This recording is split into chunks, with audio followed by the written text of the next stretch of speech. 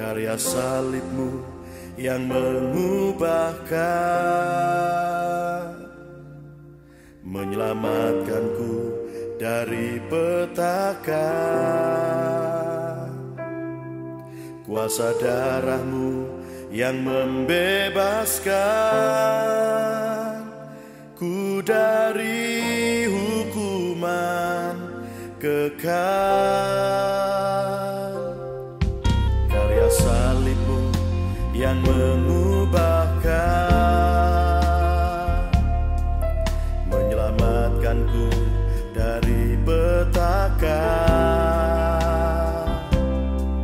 Kuasa darahmu yang membebaskan ku dari hukuman kekal. Darahmu ampuniku, darahmu sucikanku, darahmu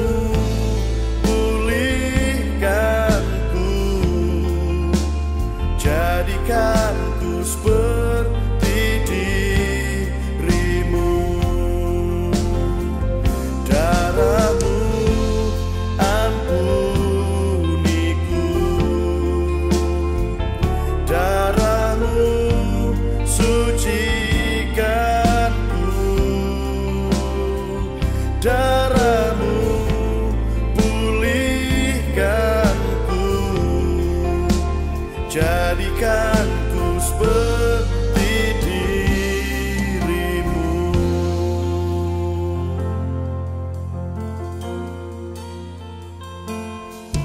Karya salibmu yang mengubahkan, menyelamatkanku dari petaka. Kuasa darahmu yang membebaskan ku dari hukuman kekal. Darahmu ampuniku,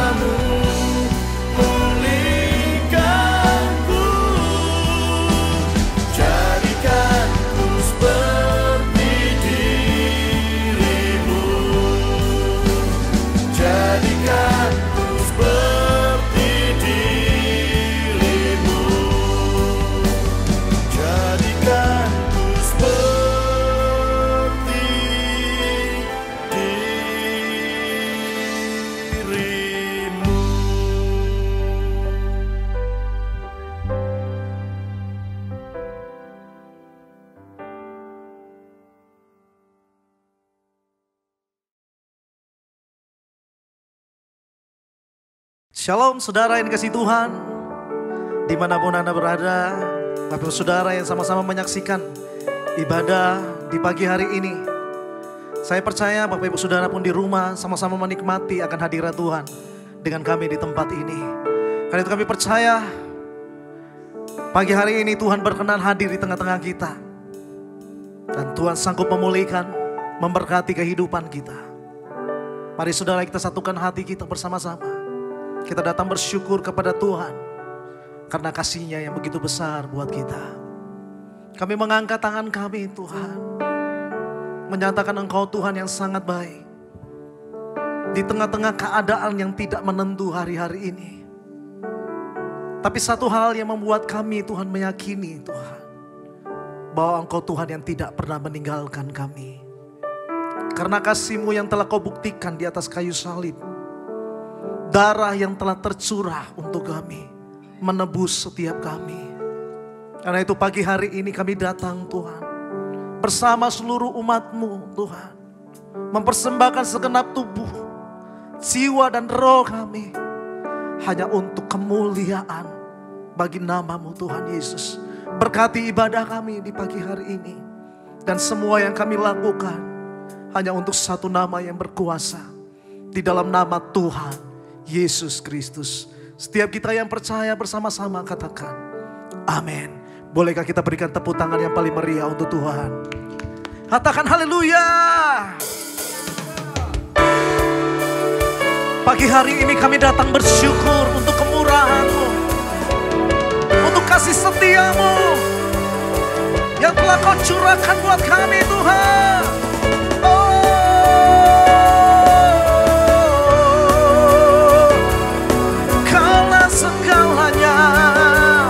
Mari jemaat Tuhan datang bersyukur.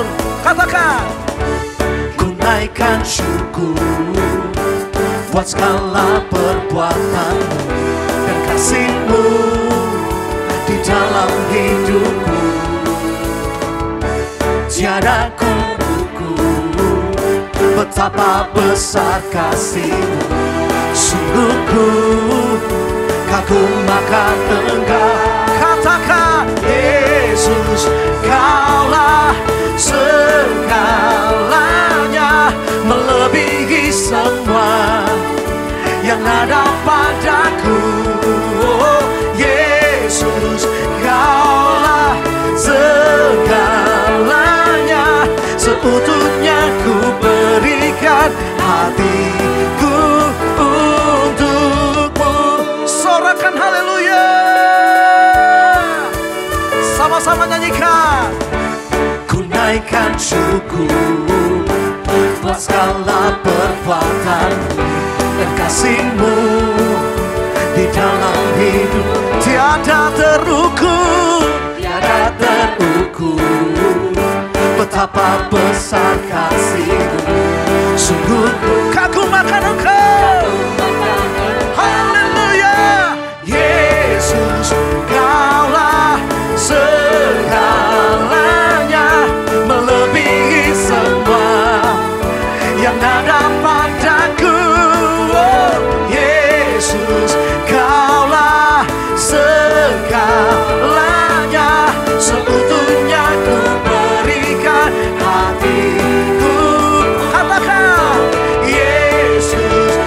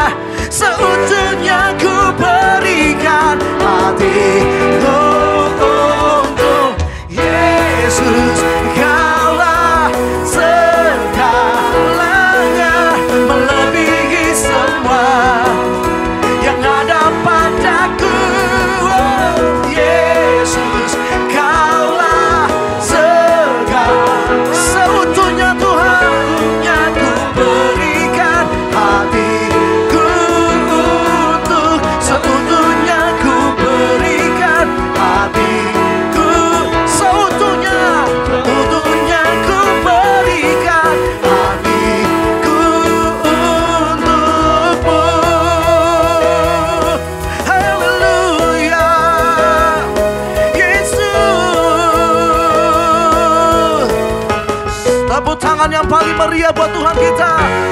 Haleluya. Terima kasih Tuhan.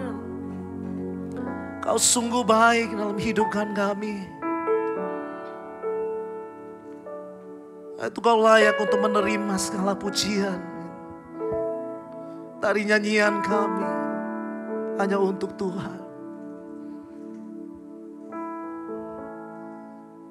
Kau sungguh baik Tuhan. Yesus, Kau sungguh baik. Yesus, nama-Mu indah. Yesus, ku cinta Kau selalu. Ku tinggikan, ku agungkan selamanya. Katakan saudara. Yesus, Kau sungguh baik. Yesus, nama-Mu indah. Yesus, ku cinta Kau selalu. Ku tinggikan, ku agungkan selamanya. Ku mau memuji-Mu, ku selalu puji-Mu. Ku mau menyembah-Mu, ku selalu sembah-Mu. Kau yang layak terima semua pujian, kemuliaan hanya bagi Tuhan. Ku mau memuji-Mu, mau memuji-Mu, ku selalu puji-Mu. Ku mau menyembah-Mu, ku selalu sembah-Mu. Kau yang layak terima semua pujian, kemuliaan hanya bagi Tuhan. Kau sungguh baik.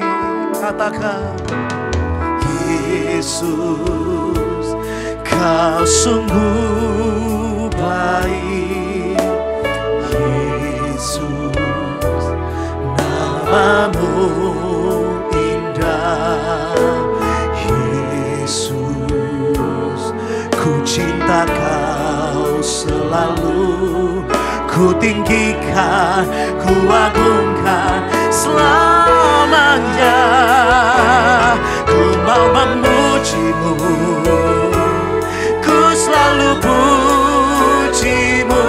Ku mau menyembah-Mu, ku selalu sembah-Mu.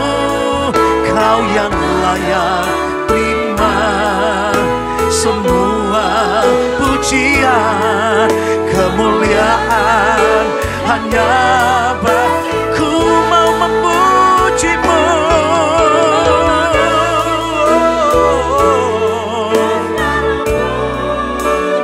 Ku mau menyembah-Mu Tuhan. Ku selalu sembah-Mu. Kau yang layak terima semua pujian, kemuliaan hanya bagi Tuhan. Kemuliaan dan keagungan tertuju padamu, Tuhan dan Rajaku. Segenap jiwa dan nafasku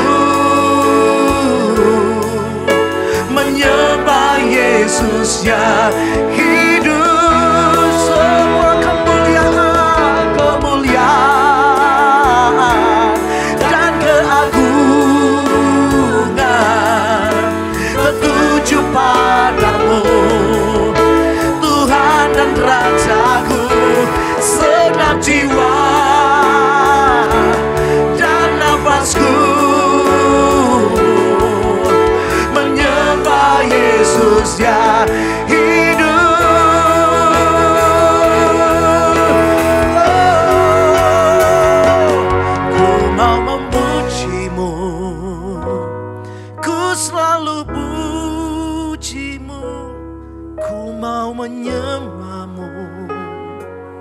Ku selalu sembahmu, Kau yang layak terima semua pujian, kemuliaan hanya bagi Tuhan. Oh, ku mau memuji-Mu, ku selalu puji-Mu, kami mau menyembah-Mu terus Tuhan, sebab Kau yang layak terima semua pujian, kemuliaan hanya bagi Tuhan. Kau yang layak terima semua pujian, kemuliaan hanya bagi Tuhan.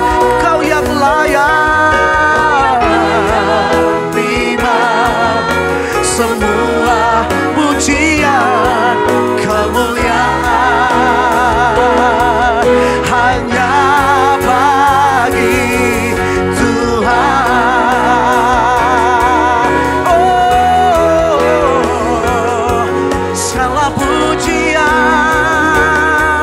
Kau layak menerimanya.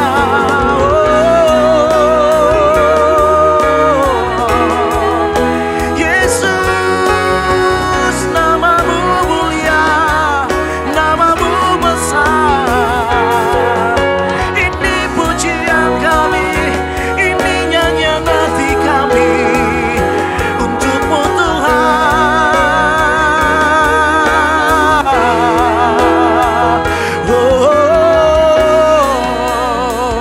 Oh, Yesus,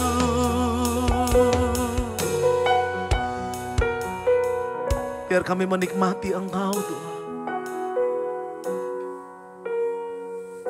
I sing praises to your name, Lord Jesus. I sing praises to your name. Oh Lord, praises to your name. Oh Lord, for your name is great and worthy to be praised. I sing praises to your name.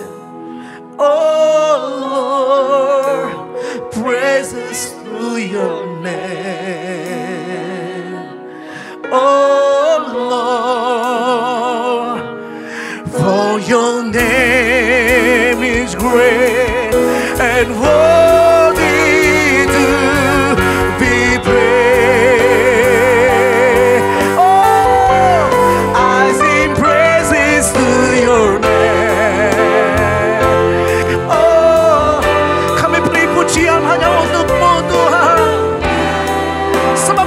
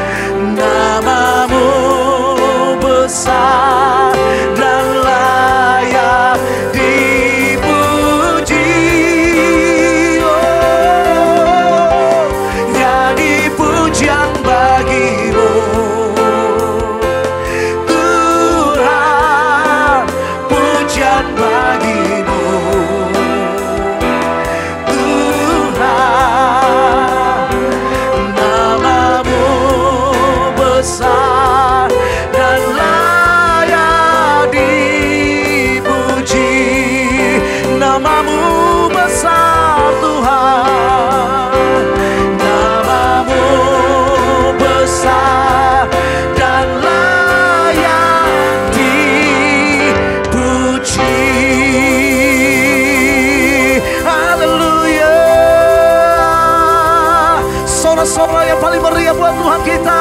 Haleluya. Terima kasih Tuhan.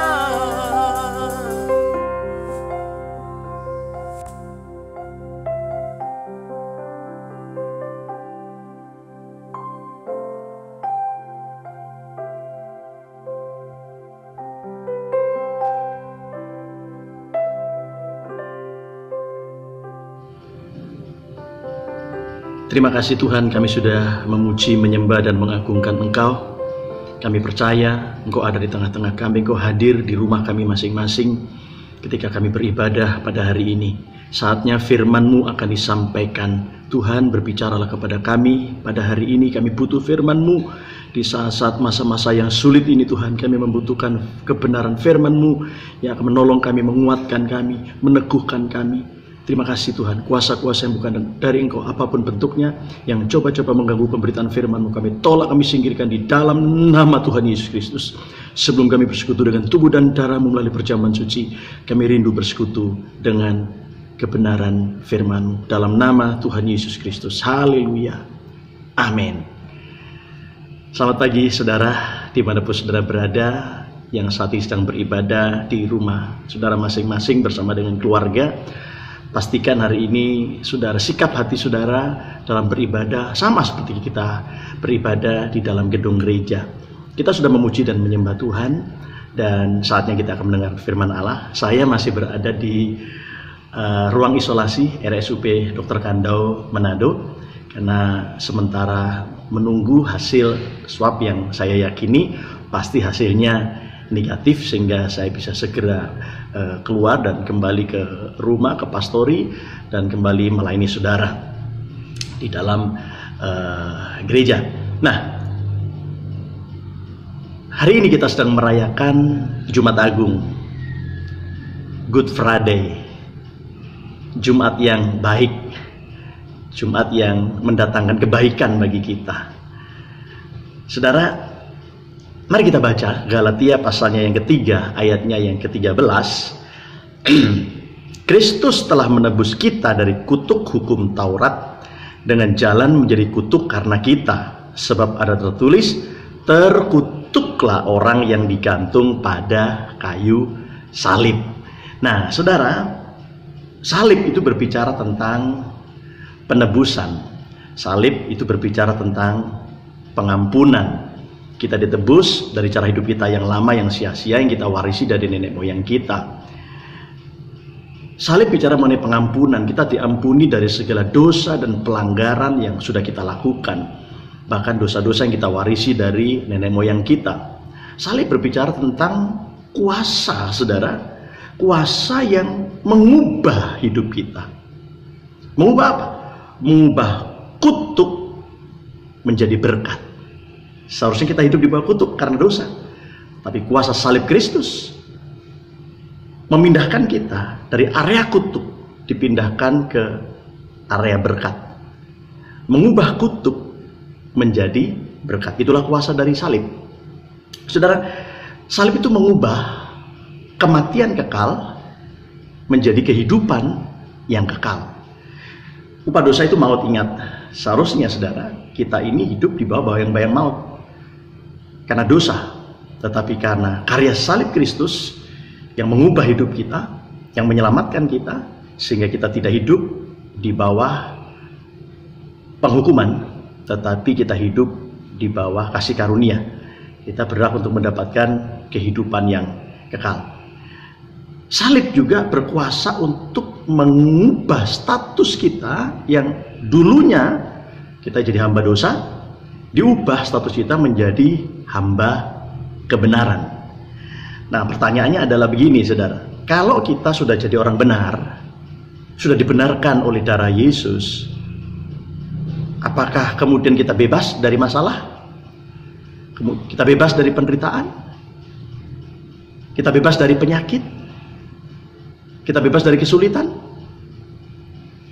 Mazmur 34 ayatnya yang ke-20 berkata begini, kemalangan orang benar banyak, tetapi Tuhan melepaskan dia dari semuanya itu.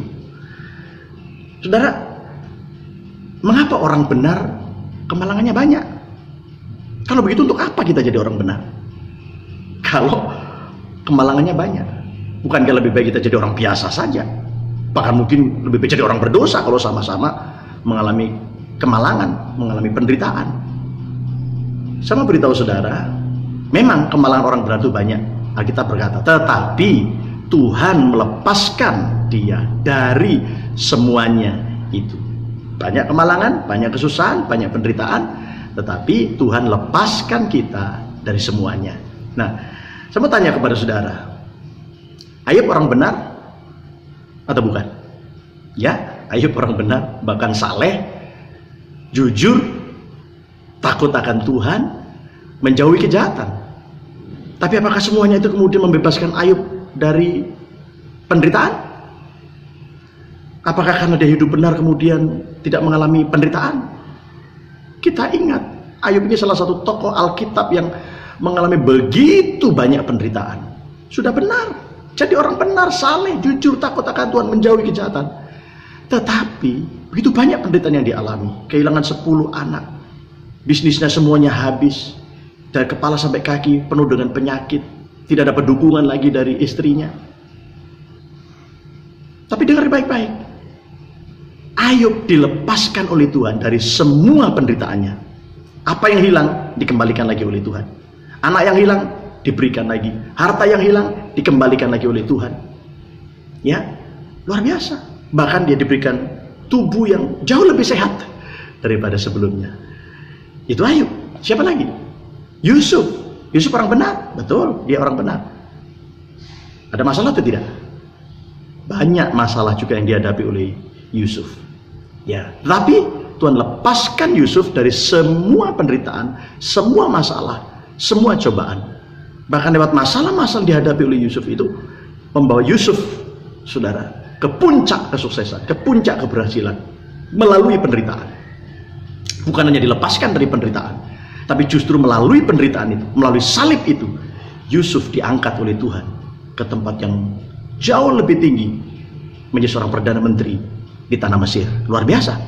Orang benar, banyak penderitaannya, tapi Tuhan lepaskan dari semuanya. Begitu pula dengan Daud. Ya, kita tahu Daud juga banyak mengalami penderitaan, tetapi Tuhan juga lepaskan Daud dari semua penderitaan dan pencobaan yang dia alami. Saudara, dunia hari-hari ini dihebohkan dengan COVID-19 atau coronavirus yang sudah memakan ribuan nyawa di seluruh dunia. Saudara, dunia sekarang sedang dilanda dengan kegoncangan yang luar biasa. Perekonomian mengalami kemerosotan yang luar biasa. Dan saat ini, saudara, begitu banyak orang yang kehilangan pekerjaan. 1000 hotel lebih harus menutup operasional mereka, sehingga begitu banyak karyawan yang terpaksa dirumahkan. Saat-saat ini masa-masa sulit, sehingga begitu banyak orang yang kehilangan income, dan tentu ini satu keadaan yang tidak mudah. Tapi kita tetap percaya bahwa badai ini akan segera berlalu. Pertanyaannya adalah, apa yang harus kita lakukan hari-hari ini? Bagaimana sikap kita di dalam menghadapi kemalangan, masa sulit, masa sukar ini, saudara? Kalau kita kembali kepada Mazmur pasalnya yang ke-34, ayatnya yang kedua, hal pertama yang perlu kita lakukan ketika kita menghadapi kemalangan, ketika kita menghadapi penderitaan, pencobaan, sakit penyakit, yaitu Mazmur 34 ayatnya yang kedua, aku hendak memuji Tuhan pada segala waktu. Puji-pujian kepadanya tetap di dalam mulutku. Saudara, apa artinya? Artinya gini, kita memuji Tuhan bukan hanya pada saat enak. Kita memuji Tuhan bukan hanya pada saat kita diberkati. Kita memuji Tuhan bukan hanya pada saat kita sehat. Melainkan kita tetap memuji Tuhan walaupun di masa sukar seperti saat ini. Walaupun dalam keadaan kita sakit. Walaupun dalam keadaan kita mengalami kemalangan dan penderitaan. Alkitab mengajar kita, sikap yang harus kita ambil adalah mari terus memuji Tuhan pada segala waktu. Memang tidak gampang. Saya mengalami di ruang isolasi ini, saudara, tidak mudah untuk tetap memuji Tuhan, tapi saya tetap berusaha untuk memuji Tuhan walaupun dalam kondisi tubuh saya lemah, dalam kondisi tubuh saya sakit, dalam kondisi batuk yang tidak berhenti, dalam kondisi dada yang sesak. Saudara, saya tetap belajar untuk memuji Tuhan. Justru di sanalah saya memperoleh kekuatan dari Tuhan. Nah, saudara, memuji Tuhan juga bukan hanya pada saat kita menerima berkat, menerima pujian, ya, menerima mujizat dan lain sebagainya. Tetapi juga kita harus tetap memuji Tuhan walaupun kita kehilangan. Belum lama ini, saudara, di hari yang kelima saya dirawat di ruang isolasi ini.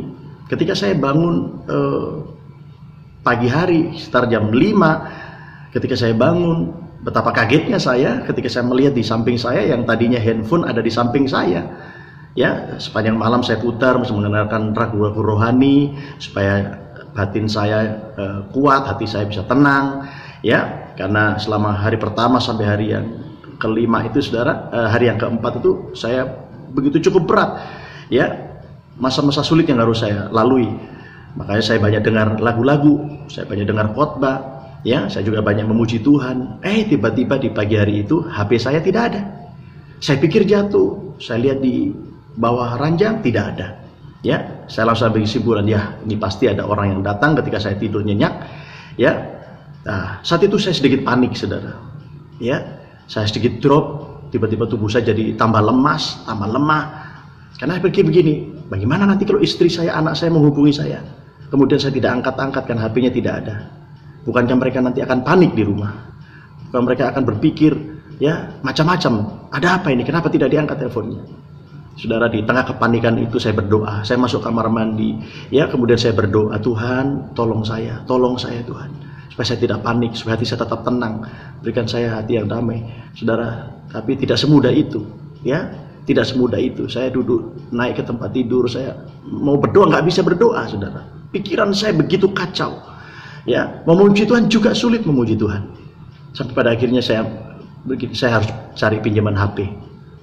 Ya, dan akhirnya salah satu pasien meminjamkan HP-nya kepada saya dan saya bisa menghubungi istri saya dan saya beritahu kalau HP saya dicuri orang, dan saya bersyukur istri saya memberikan kekuatan kepada saya, mensupport saya, memotivasi saya, nggak apa-apa, ya, HP yang hilang nanti papa bisa beli lagi, yang penting sekarang papa sehat, ya, papa yang sabar, ya, supaya Tuhan tetap berkemurahan dan memulihkan kesehatan.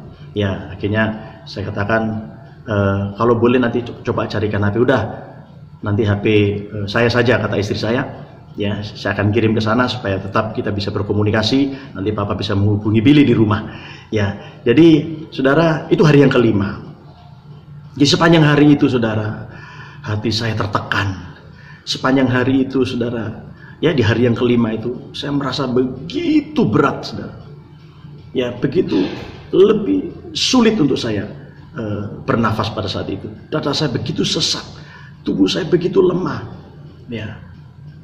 Selang oksigen yang ada di hidung saya, infus yang ada di tangan saya, infus antibiotik, sepertinya tidak mampu untuk menolong saya. Pikiran saya begitu kacau, ya, saudara. Tapi saya hanya berdoa kepada Tuhan, tolong saya Tuhan, Tuhan tolong saya. Saya mau tetap belajar memuji Tuhan, ya, di tengah-tengah kesulitan yang sedang saya hadapi saat itu. Sampai malam kemudian saya berusaha terus berkomunikasi dengan Tuhan, saya berdoa kepada Tuhan, dan pada akhirnya saya bisa tidur, ya. Dan walaupun sebentar-sebentar bangun, kemudian pada hari yang ke-6 saya kembali boleh menikmati anugerah dan kasih karunia dari Tuhan. Saya belajar untuk puji-pujian tetap ada di mulut saya. Walaupun dalam kondisi sakit, saya tetap belajar memuji Tuhan. Walaupun saya harus kehilangan handphone saya tetap belajar memuji Tuhan. Memang tidak mudah, tidak mudah. Tetapi saya bersyukur Tuhan memberikan anugerahnya, Tuhan memberikan pertolongannya kepada saya. Nah, yang kedua, saudara, bagaimana sikap kita pada waktu kita menghadapi kemalangan? Bagaimana sikap hati kita pada waktu kita menghadapi penderitaan? Pada waktu kita harus berhadapan dengan salib. Saudara, bicara tentang salib, saudara, ada penderitaan yang seharusnya kita tidak mengalami, tapi karena kita tidak berdoa dan tidak berjaga-jaga, Akhirnya kita masuk ke dalam penderitaan atau pencobaan. Tapi ada penderitaan yang kita sudah berdoa, kita sudah hidup sesuai dengan firman Allah, tapi tetap penderitaan itu harus kita alami. Itu artinya salib. Kita nggak bisa menyingkirkan salib. Yang perlu kita minta kepada Tuhan, Tuhan berikanlah aku bahu yang kuat, pundak yang kuat, supaya aku bisa memikul salib yang memang seharusnya aku pikul sebagai muridnya Tuhan. Karena Tuhan berkata, kalau mau ikut aku, sangkal diri, pikul salib. Ya, itu sebabnya ketika saya harus berhadapan dengan salib, satu yang saya minta sama Tuhan, Tuhan mampukan saya memikul salibmu. Tuhan berikan aku bahu yang kuat, pundak yang kuat, supaya aku tetap mampu memikul salibmu. Aku tidak membuang salibmu. Aku tidak menyerahkan salib ini kepada orang lain, tapi harus saya pikul sendiri dengan kekuatan dari Tuhan. Nah, yang kedua, apa yang harus kita lakukan pada waktu kita menghadapi salib, penderitaan, pencobaan itu? Kembali di Mazmur 34 ayat yang kelima berkata begini, aku telah mencari Tuhan, lalu ia menjawab aku dan melepaskan aku dari segala kegentaranku. Yang kedua, saudara, apa yang harus kita lakukan ketika kita menghadapi kemalangan, penderitaan?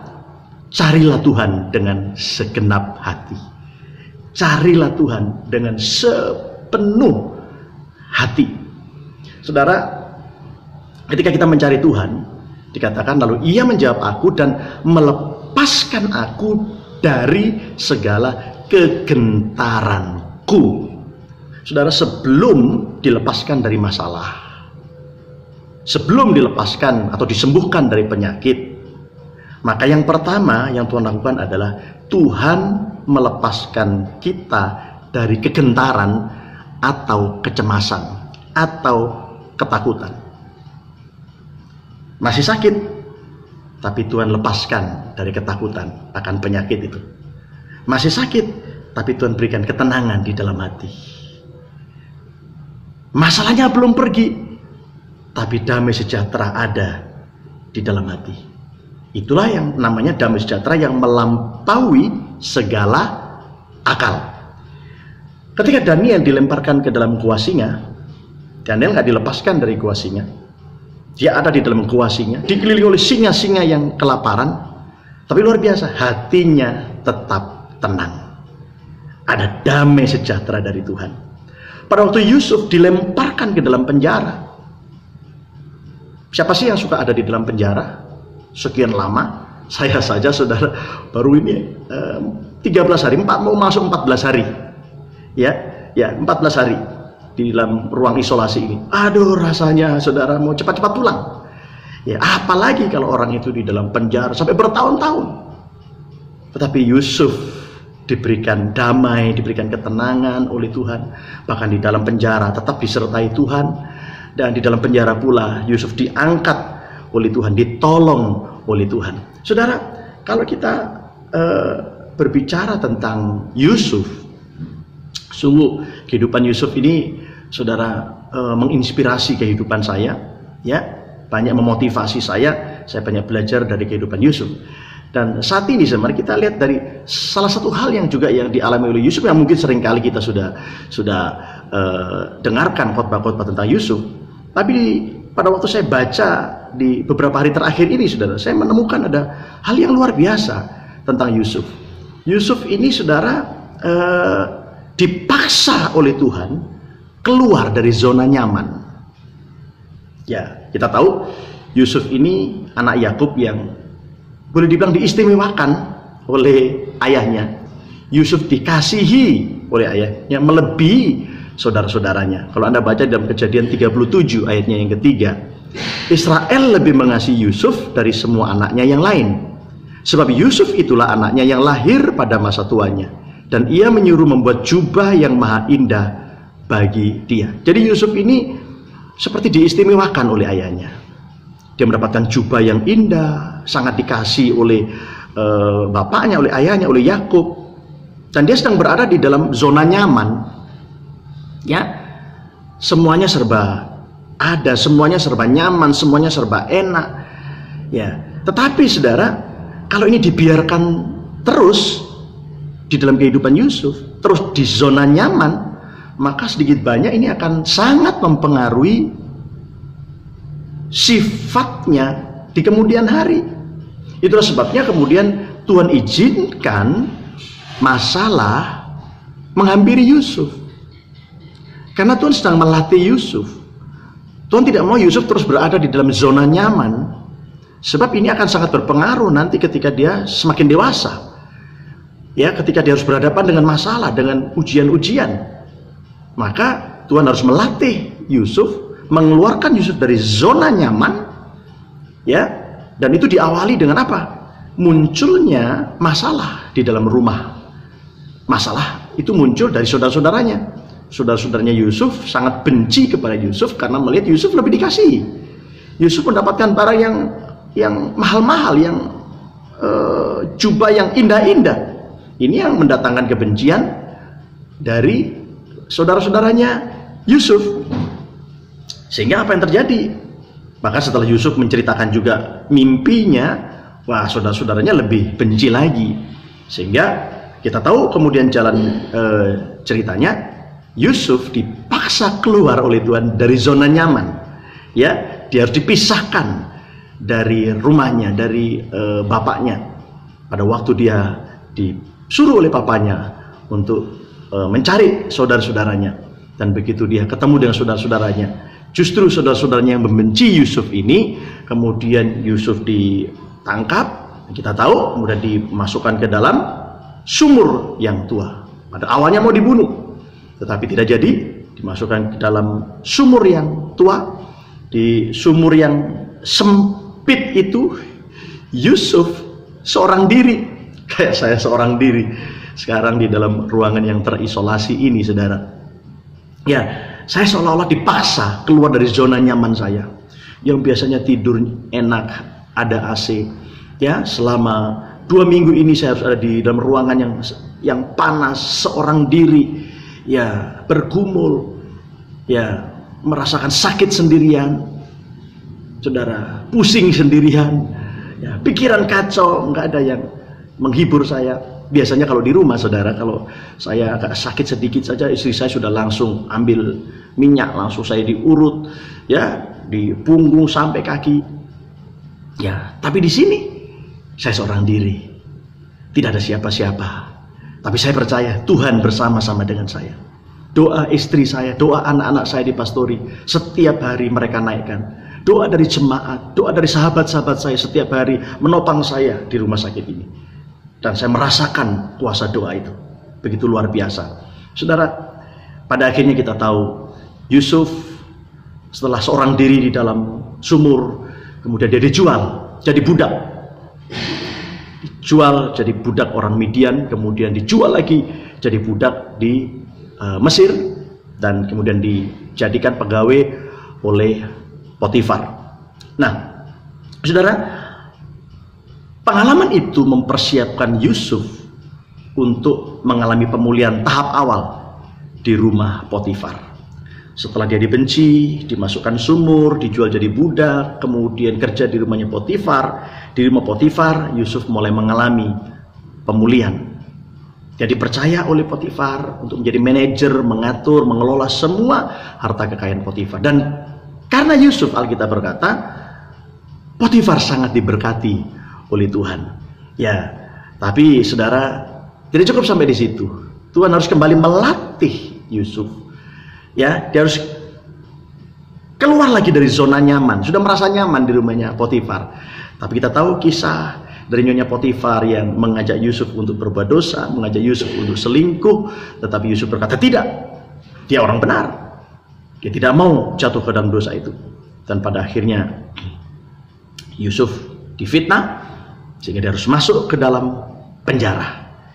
Ya, dan di sini saudara, Tuhan perlu melatih karakter Yusuf dengan memaksa Yusuf keluar dari zona nyaman. Saya merasakan Tuhan sedang melatih saya hari-hari ini. Tuhan sedang mendewasakan saya untuk keluar dari zona nyaman. Bagaimana saya harus hidup sendiri dalam beberapa minggu ini. Saya hanya bergantung sepenuhnya kepada Tuhan.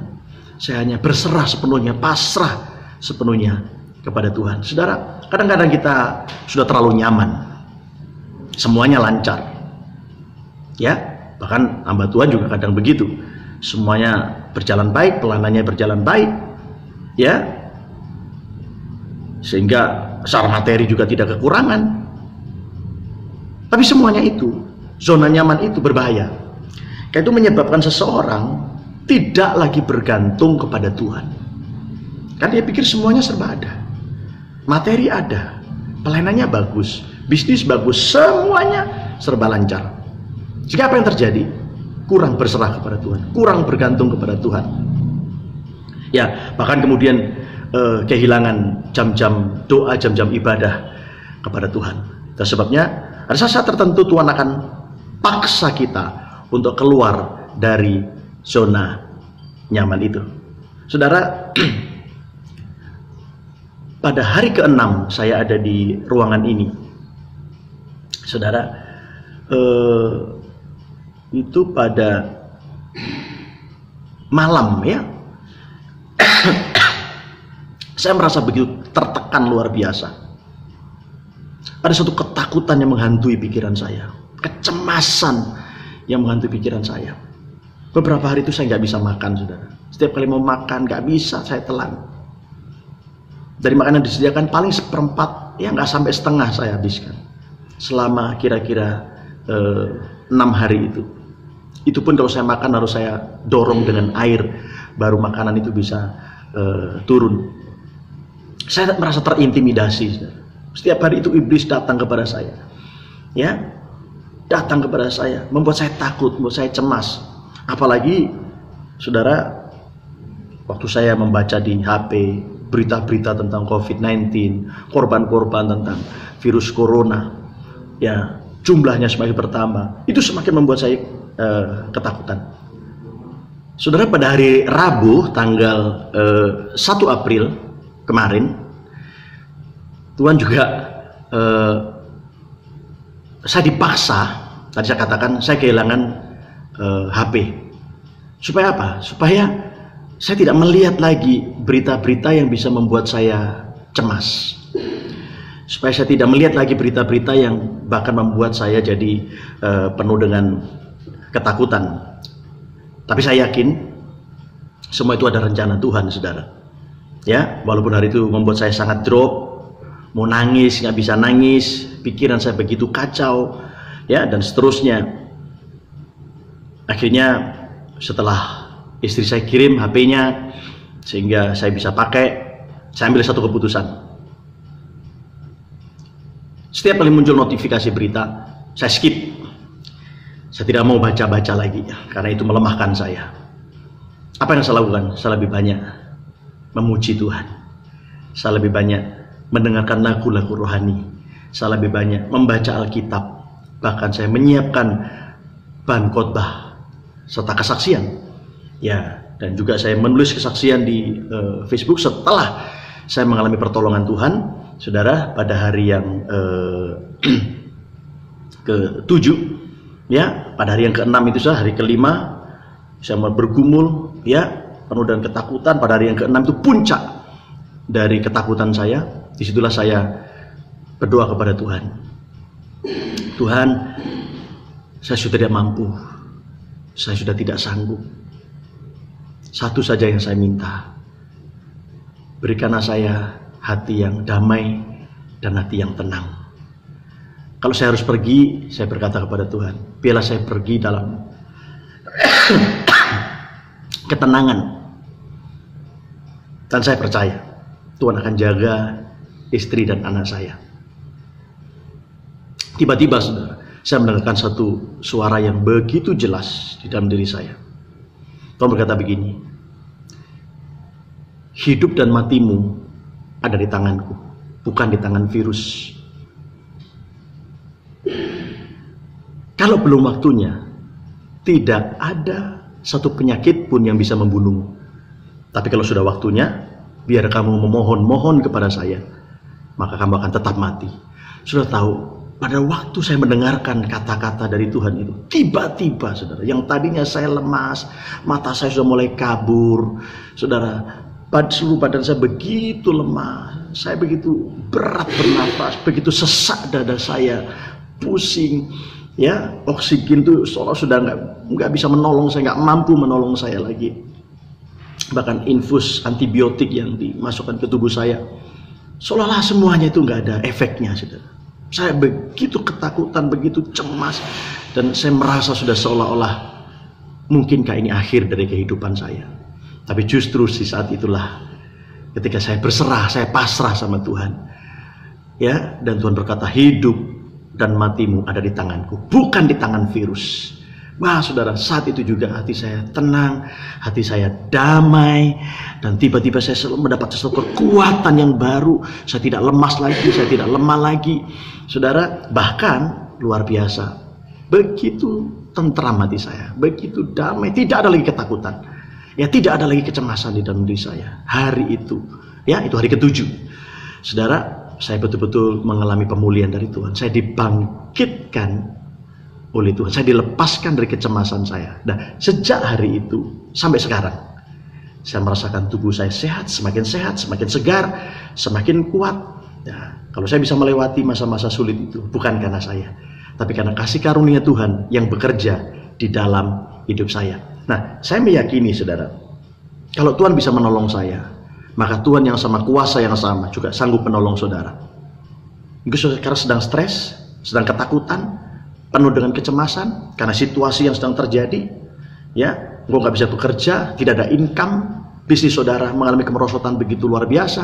Percayalah, yakinlah, Tuhan sanggup untuk menolong kita. Yakinlah, Tuhan sanggup untuk mengangkat saudara. Tuhan sanggup untuk membukakan pintu-pintu berkat bagi saudara. Ya, saudara, akhirnya saya bisa melewati hari demi hari di ruang isolasi ini.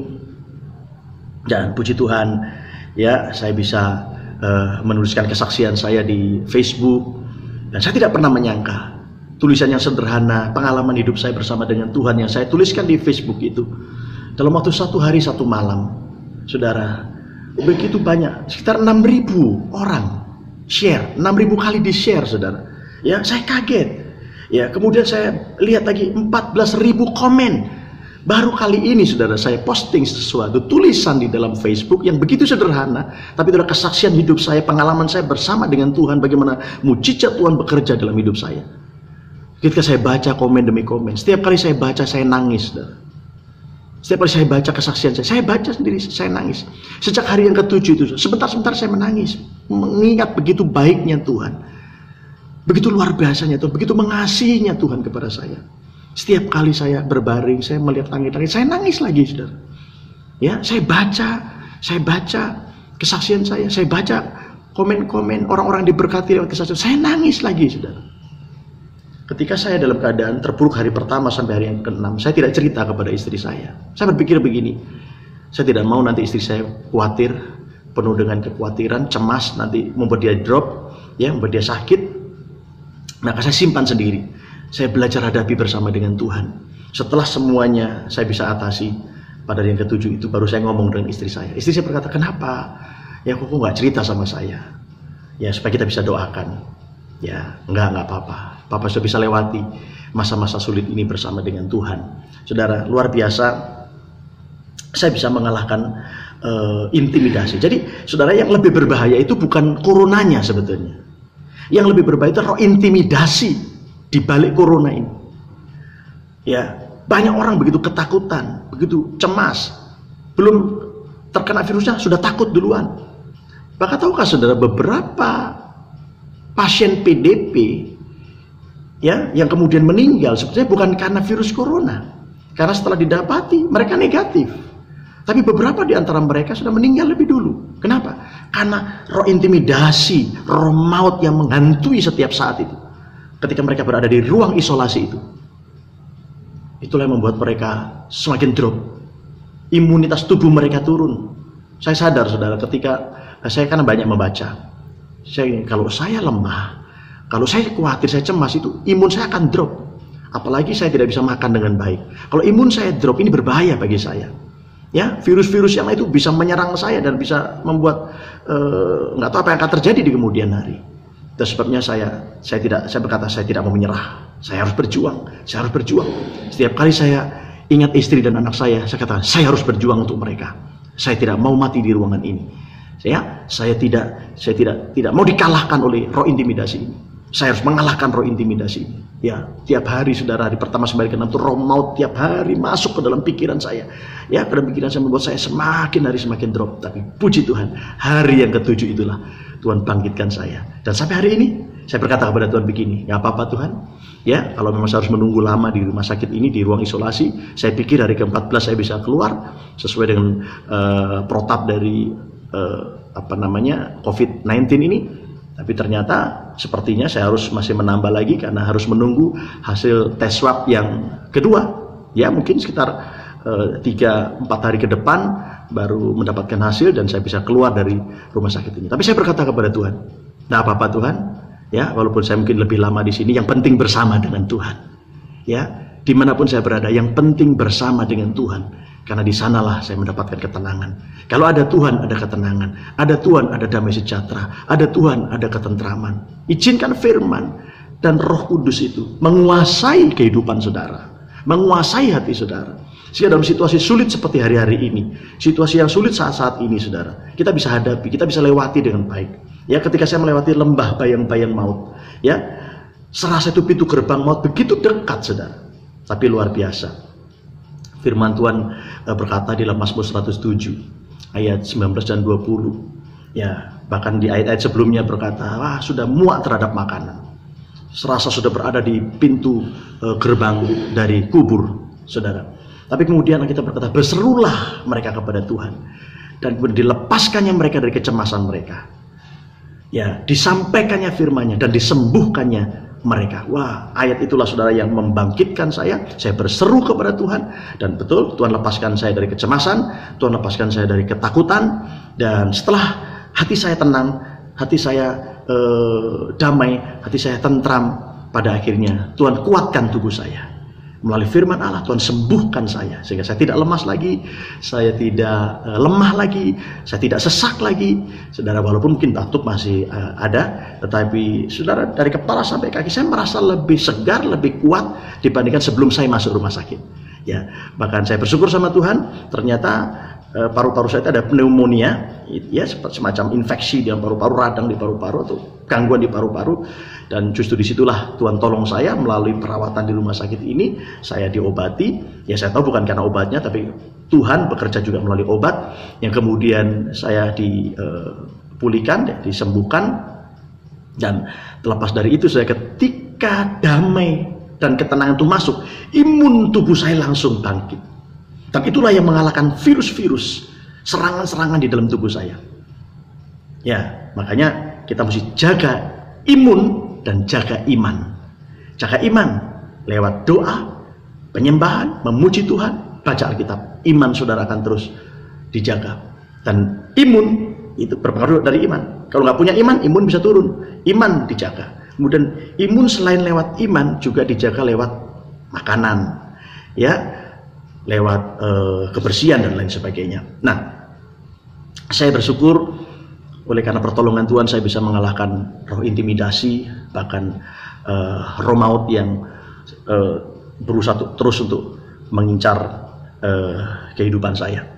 Ya, saya percaya kalau saya ditolong Tuhan, maka jemaat juga ditolong oleh Tuhan. Nah, yang terakhir saudara, yang ketiga, apa yang harus kita lakukan pada waktu kita berada di dalam lembah-lembah kekelaman, pada waktu kita sedang menghadapi persoalan, pada waktu kita menghadapi kemalangan, penderitaan. Hal ketiga yang perlu kita lakukan adalah di dalam Mazmur 34 ayat yang ke-6. Tujukanlah pandanganmu kepadanya, maka mukamu akan berseri-seri dan tidak akan malu tersipu-sipu. Di tengah penderitaan, ketika engkau melewati lembah kekelaman, masa-masa sulit, hal yang ketiga yang perlu engkau lakukan, yang perlu kita lakukan, yang perlu saudara lakukan, pandang terus kepada Tuhan. Ya, Ibrani pasal 12 ayat yang kedua berkata begini, marilah kita melakukannya dengan mata yang tertuju kepada Yesus, yang memimpin kita dalam iman, dan yang membawa iman kita itu kepada kesempurnaan, yang dengan mengabaikan kehinaan tekun memikul salib, ganti sukacita yang disediakan bagi Dia yang sekarang duduk di sebelah kanan tahta Allah. Ya, saudara, bahkan kalau kita tambahkan lagi di ayatnya yang ketiga, Katakan begini, ingatlah selalu akan Dia yang tekun menanggung bantahan yang sehebat itu terhadap dirinya dari pihak orang-orang berdosa. Supaya, nah perhatikan, supaya jangan kamu menjadi lemah dan putus asa. Dan ketika saya ingat Tuhan, apa yang Tuhan lakukan di atas kayu salib, ya ketika saya ingat Dia lebih menderita daripada saya ingat korban Kristus, saya ingat salibnya Tuhan. Di saat itulah kelemahan saya diangkat oleh Tuhan. Saya jadi kuat, ya. Saya tidak lemah, saya tidak tawar hati, saya tidak putus asa. Padahal sebelumnya, saudara, saya tertekan, saya tawar hati, saya putus asa. Ya, saya sudah pasrah sepenuhnya sama Tuhan. Tapi luar biasa, ya. Pada saat saya memandang kepada Tuhan, pada saat mata saya terus tertuju kepada Tuhan, luar biasa. Tuhan menolong saya, Tuhan membangkitkan saya, ya, sehingga saya bisa melewati lembah-lembah kekelaman itu bersama dengan Tuhan. Dan saya sangat bersyukur setiap kali saya ingat itu, saudara, air mata saya mau jatuh. Ya, tempat tidur ini, ruangan ini menjadi saksi. Setiap hari, setiap saat, saudara, saya nangis di sini. Saya sedang bersaksi lewat WhatsApp pada teman-teman saya. Saya bersaksi sambil nangis, saudara. Saya mengetik kesaksian saya di Facebook, saya nangis. Bahkan ketika saya baca, saya nangis lagi, saudara. Saya merasakan betapa baiknya Tuhan itu dalam hidup saya. Percayalah, saudara, Tuhan yang sama yang saya sembah, yang saudara sembah, Tuhan akan menolong saudara. Jangan pernah takut, jangan pernah bimbang dengan situasi sulit sekarang ini, hari-hari ini. Tetap bergantung kepada Tuhan, tetap pandang Tuhan. Jangan memandang kepada yang lain, jangan pandang kepada masalah saudara, jangan pandang kepada penyakit saudara. Waktu pandangan saya tertuju kepada penyakit, menunggu hasil lab, ruangan yang panas, makanan yang susah ditelan, wah, itu membuat saya lemah, membuat tubuh saya jadi lemas, saudara. Ya, dan saya merasakan waktu kok lama sekali. Ya, hari itu berganti. Tapi sekarang luar biasa, saudara. Ya, pagi saya bangun, Tuhan, terima kasih, Engkau sudah lindungi saya sepanjang malam. Tolong saya sepanjang hari ini saya bisa lewati lagi. Ya, akhirnya tibalah sore. Saya katakan, terima kasih Tuhan, saya bisa lewati hari ini. Ya, saya akan tidur sepanjang malam. Saya percaya besok pagi tubuh saya segar lagi. Dan itu dari hari ke hari, saudara. Sampai hari yang ke 13, 14, saya merasakan bagaimana penyertaan Tuhan yang sempurna. Kekuatan dari Tuhan terus Tuhan berikan dari waktu ke waktu. Saya sangat bersyukur, istri saya selalu menyemangati saya, memberikan saya semangat. Ya, anak saya, anak-anak di pastori, bahkan teman-teman hamba Tuhan beberapa menelpon saya, mendoakan saya. Juga bahkan jemaat juga dari Makassar, hampir tiap hari nelpon saya, memberikan support, menguatkan saya dan mendoakan saya. Jadi saudara, inilah 3 hal penting yang harus kita lakukan pada waktu kita berhadapan dengan kemalangan, dengan penderitaan, dengan penyakit, dengan kesukaran hidup, bahkan mungkin kau sedang melewati lembah-lembah kekelaman. Jadi saya ingatkan yang pertama adalah pujilah Tuhan pada segala waktu. Ya, entahkah Anda sehat, entahkah Anda sakit, tetap memuji Tuhan. Entahkah Anda menerima atau Anda kehilangan, tetaplah memuji Tuhan. Dan yang kedua, carilah Tuhan dengan segenap hati. Walaupun saudara beribadah di rumah, belum bisa ke gereja hari-hari ini, tetap beribadahlah dengan segenap hati. Cari Tuhan dengan segenap hati, berdoa dengan segenap hati, memuji Tuhan dengan segenap hati, mendengarkan firman Allah dengan segenap hati. Maka Tuhan akan memberikan saudara ketenangan, Tuhan akan memberikan saudara damai sejahtera, ketentraman. Di tengah-tengah situasi sulit, engkau tetap bisa memiliki damai dan sukacita. Dan kemudian yang ketiga, saudara, apa yang harus kita lakukan? Pandang terus kepada Tuhan. Jangan pandang kepada masalah, jangan pandang kepada penderitaanmu, jangan pandang kepada sakitmu, jangan pandang kepada kekurangan yang kau sedang hadapi hari-hari ini, tetapi pandanglah terus kepada Tuhan. Supaya apa? Supaya engkau tidak menjadi lemah dan tidak putus asa. Engkau tidak tawar hati, saudara, tetapi engkau akan terus mendapatkan kekuatan dari Tuhan. Ketika engkau memandang salib Kristus, engkau bisa tahu Dia sudah memikul semua dosa kita, Dia sudah memikul semua penderitaan kita, Dia sudah memikul sakit penyakit kita, ya, sehingga kita boleh mendapatkan kekuatan dari Tuhan. Nah, Jemaat yang dikasih oleh Tuhan Yesus, sesaat lagi kita akan menerima tubuh dan darah Tuhan Yesus melalui perjamuan suci. Untuk itu, saudara persiapkan, ya, saat ini persiapkan bersama dengan keluarga saudara roti dan anggurnya. Tapi sebelum kita menerima tubuh dan darah Tuhan Yesus, saya ingatkan sekali lagi, di masa-masa sulit seperti saat ini, mari kita ikuti arahan dari pemerintah. Social atau physical distancing, jaga jarak. Kalau terpaksa saudara harus keluar rumah, kalau tidak stay at home. Ya, sekali lagi, tinggal di rumah. Saudara, supaya apa? Supaya kita bisa memutus penyebaran dari coronavirus. Ya, sebab itu saudara jangan takut berlebihan. Tetap jaga imanmu kepada Tuhan dan jaga imunitas tubuh saudara, ya, dengan makan makanan yang bernutrisi, yang menyehatkan, ya, jaga kebersihan, sering cuci tangan dan lain sebagainya. Apalagi kalau Anda yang masih beraktivitas keluar rumah, jangan pernah lupa selalu memakai masker. Kemudian Anda pulang, ganti baju, bersihkan tubuh saudara, jangan sampai ada virus-virus yang kita tidak pernah ketahui dari orang-orang yang berinteraksi dengan saudara. Nah, juga saya tetap mohon dukungan doa, topangan doa dari jemaat. Sampai hari ini saya masih ada di ruang isolasi, ya, karena sedang menunggu hasil tes swab saudara yang pertama dikirim ke Jakarta, dan saya sedang menunggu yang kedua. Saya percaya juga negatif hasilnya, ya, dari Makassar. Doakan supaya dalam beberapa hari ke depan ini segera keluar hasilnya, sehingga saya bisa segera meninggalkan tempat ini, ya, dapur pemurnian ini. Saudara, Tuhan sedang masukkan saya ke dapur pemurnian supaya apa? Supaya saya keluar jadi emas yang murni, saudara. Ya, Tuhan sedang memurnikan hati saya, Tuhan sedang memurnikan pikiran saya, Tuhan sedang memurnikan motivasi saya, ya, sehingga saya bisa layak dipakai sebagai perabot yang mulia di dalam rumahnya. Mohon terus doakan saya di tempat ini, saudara, supaya saya bisa melewati sisa beberapa hari ke depan ini bersama dengan Tuhan, dan kita bisa berjumpa lagi nanti, kita bisa beribadah lagi setelah semuanya Tuhan sudah selesaikan, ya. Kita diizinkan lagi beribadah karena sudah berhenti virus coronanya. Maka saya percaya kita semuanya akan lebih sungguh-sungguh, lebih berapi-api lagi di dalam beribadah dan melayani Tuhan, ya.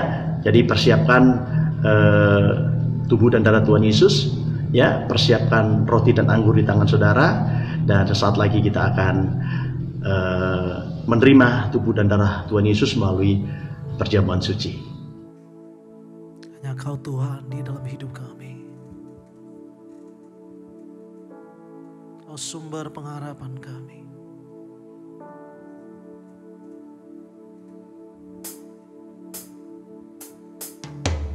Hanya Kau Tuhan di hidupku.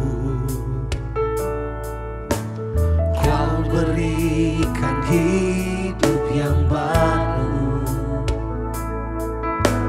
Darah-Mu menyucikan, pulihkan hatiku.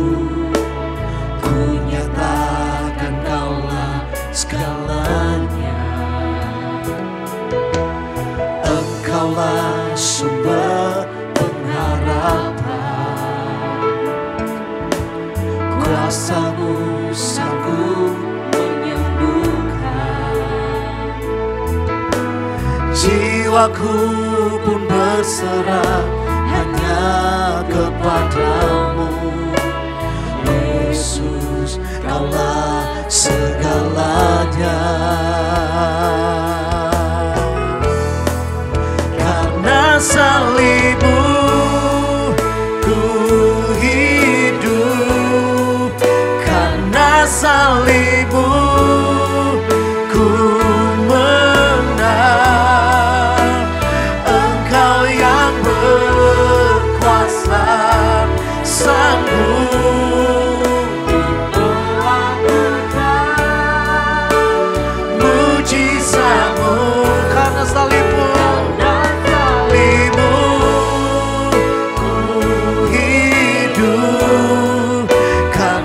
salibmu ku membah. Engkau yang berkuasa, sanggup melakukan mujizat-Mu di hidupku.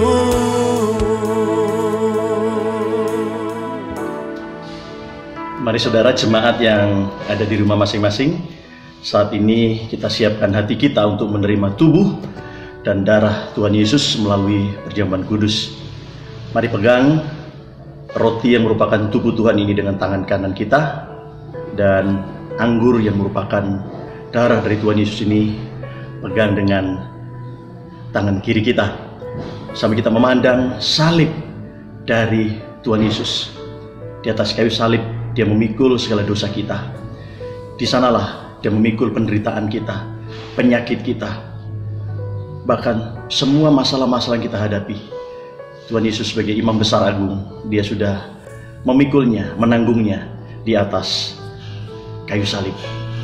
Persiapkan tubuh Tuhan dan darah Tuhan Yesus. Mari kita bersama-sama untuk menerima tubuh dan darahnya.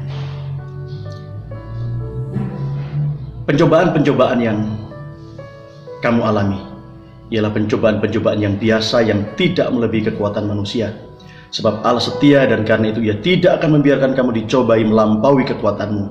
Pada waktu kamu dicobai, Ia akan memberikan kepadamu jalan keluar, sehingga kamu dapat menanggungnya. Karena itu saudara-saudara yang kekasih, jauhilah penyembahan berhala. Aku berbicara kepadamu sebagai orang-orang yang bijaksana, pertimbangkanlah sendiri apa yang aku katakan. Roti ini bukan roti biasa, tapi ini adalah tubuh dari Tuhan Yesus sendiri yang akan menyatu dengan tubuh saya dan tubuh saudara. Tubuh kita yang lemah ini, yang penuh dengan kelemahan ini, akan diberikan kekuatan oleh tubuh Tuhan Yesus. Mari kita makan. Bukankah roti yang kita pecah-pecahkan adalah persekutuan dengan tubuh Kristus? Mari kita makan dalam nama Tuhan Yesus Kristus. Terima kasih Tuhan. Kami percaya tubuh-Mu yang sempurna sudah menyatu dengan tubuh kami yang penuh dengan cacat celah ini, yang penuh dengan kekurangan dan kelemahan ini. Dan kami percaya tubuh-Mu sedang menyempurnakan tubuh kami, sampai suatu saat nanti kami boleh memiliki tubuh kemuliaan sama seperti yang Tuhan miliki. Terima kasih Bapa, terima kasih. Mari sekarang angkat cawan yang berisi darah dari Tuhan Yesus ini. Inilah darah perjanjian itu. Dengan darah inilah kita ditebus, dengan darah inilah kita diampuni, kita dibebaskan, kita diselamatkan, dan kita dibenarkan oleh Tuhan. Bukankah cawan pengucapan syukur yang atasnya kita ucapkan syukur adalah persekutuan dengan darah Kristus? Saudara percaya, ini darah Tuhan Yesus yang sudah membebaskan kita, mengampuni kita, menyucikan kita. Minumlah dengan iman dalam nama Tuhan Yesus Kristus. Terima kasih Tuhan. Terima kasih Tuhan. Mari angkat kedua belah tangan saudara. Mulai sembah Tuhan. Terima kasih Tuhan untuk tubuh dan darah-Mu yang sudah menyatu dengan tubuh dan darah kami. Kami percaya tubuh kami yang lemah sudah dikuatkan oleh Tuhan. Tubuh kami yang sakit sudah disembuhkan oleh Tuhan. Di dalam nama Tuhan Yesus Kristus. Kami percaya kuasa-Mu sedang bekerja saat ini di setiap rumah jemaat-Mu Tuhan. Sehingga setiap jemaat-Mu yang lemah dikuatkan, yang sakit disembuhkan. Tuhan, mereka terikat dibebaskan oleh Tuhan. Dalam nama Tuhan Yesus Kristus. Kami mengucap syukur untuk tubuh dan darah-Mu yang sudah menyatu dengan tubuh dan darah kami, sehingga manusia lama kami dimatikan dan kami hidup di dalam kebenaran-Mu. Terima kasih Tuhan. Ini doa kami dan ucapan syukur kami. Kami alaskan dalam satu nama yang ajaib, yaitu di dalam nama Tuhan Yesus Kristus. Haleluya. Amin. Baik Bapak Saudara, mengakhiri ibadah kita di saat ini, saya mengundang kita semua untuk bangkit berdiri bersama-sama. Mari angkat tangan kita di hadapan Tuhan. Then sings my soul, my Savior's glad to thee. How great thou art, how great thou art. Then sings my soul, my Savior's God to thee. How great thou art, how great thou art. This is my soul, my soul, my Savior's God to thee. How great, how great, how great thou art. Oh, Jesus, how great thou art. This is my soul, my soul, my Savior's God to thee. How great thou art.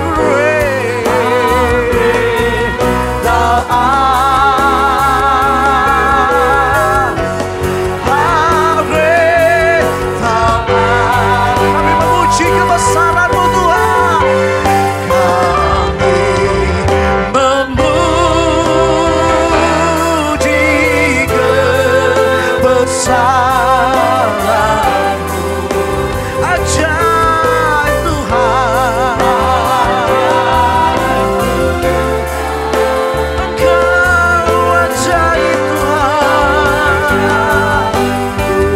Oh, kami memuji-Mu. Memuji kebesaran-Mu. Hanya Kau yang ajaib Tuhan. Ajaib Tuhan.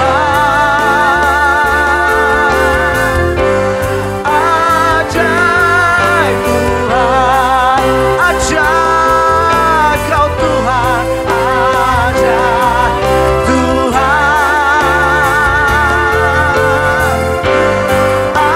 Ajaib Tuhan.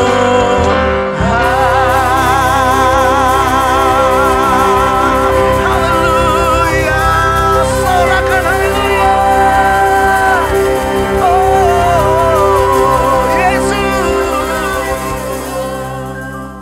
Mari kita segera mengakhiri ibadah Jumat Agung pada hari ini. Saya percaya, saya berdoa supaya Tuhan terus menjaga dan melindungi seluruh sidang jemaat. Stay at home, tetap tinggal di rumah. Jaga jarak, kalau terpaksa Anda harus keluar, pakai masker dan jaga jarak satu dengan yang lain. Pulang Anda bersih-bersih badan, ganti baju, dan lebih baik kita berdoa dan berjaga. Sekali lagi, jaga iman saudara dan jaga imun saudara. Tetap merendahkan diri, banyak berdoa. Di masa-masa sulit seperti saat ini, kita percaya semua pasti akan ada akhirnya. Percayalah, kuasa Tuhan yang sempurna akan menyertai seluruh jemaat dimanapun saudara berada. Jangan takut, jangan khawatir.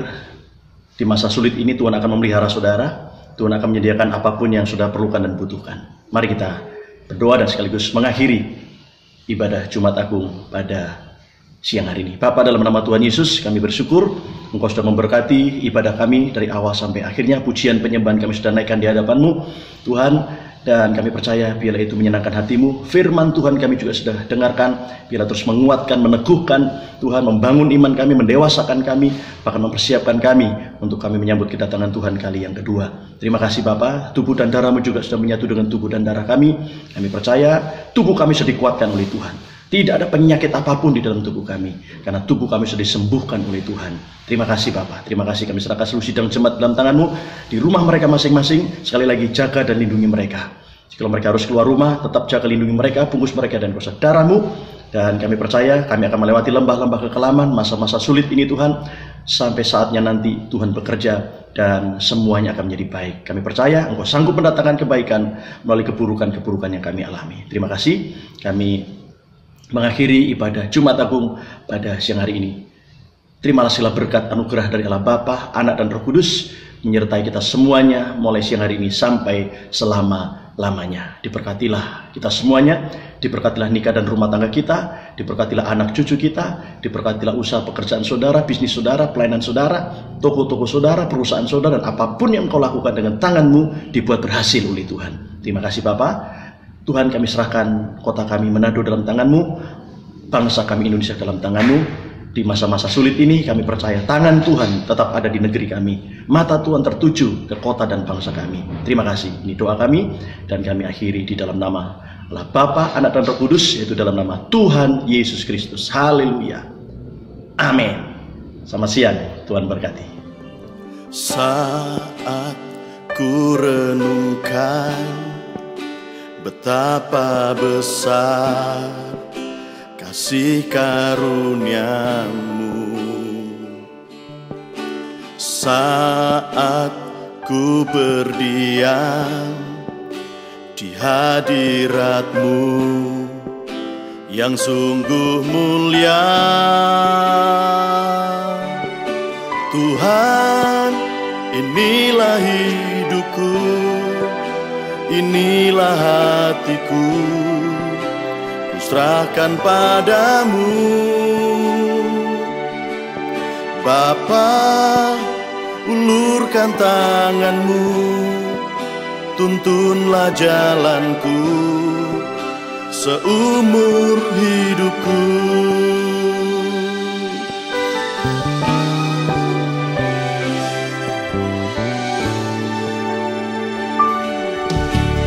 Saat ku renungkan betapa besar kasih karuniamu,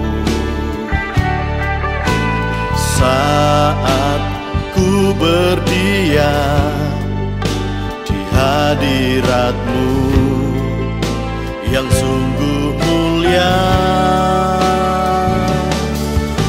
Tuhan, inilah hidupku, inilah hatiku, ku serahkan padamu. Bapa, ulurkan tanganmu, tuntunlah jalanku seumur hidupku.